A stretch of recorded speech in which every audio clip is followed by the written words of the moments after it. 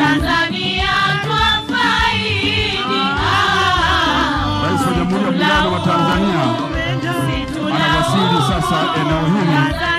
Daktari Samia Suluhu Hassan, niombe watu wa protocol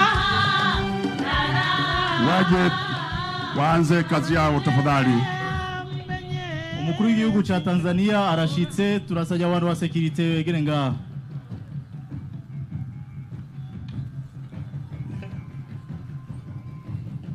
Ya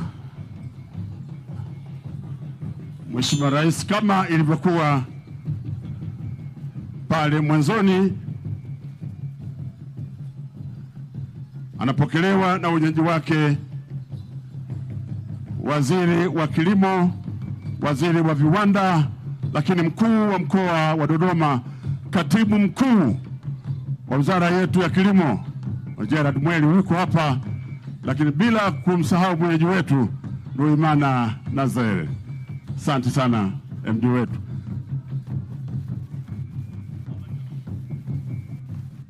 Nkuko bisanzwe umukuru w'igihugu cha Tanzania yakigwa n'umushikiranganje ajeje uburimyi mu gihugu cha Tanzania, hamwe n'umushikiranganje ajeje ubudandaji mu gihugu cha Tanzania, n'umunyabanga mukuru mu bushikiranganje bw'uburimyi.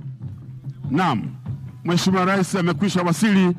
Tupige makofi mengi kabisa. Kwanza watoto wawili wa kike wadogo kabisa wanampa upendo Mheshimiwa Rais wa Jamhuri ya Muungano wa Tanzania.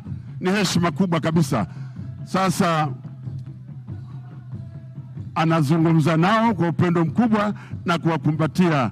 Huu ni upendo mkubwa wa kiongozi wa nchi.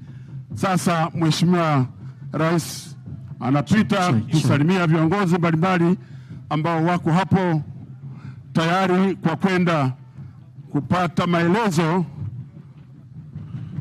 ya mradi huu ifanya kazi hiyo.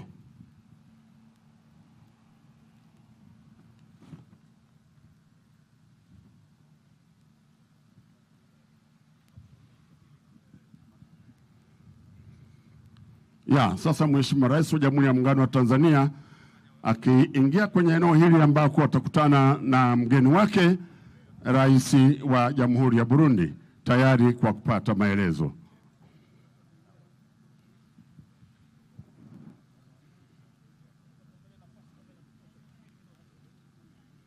Naomba wengine wote tusubiri kidogo.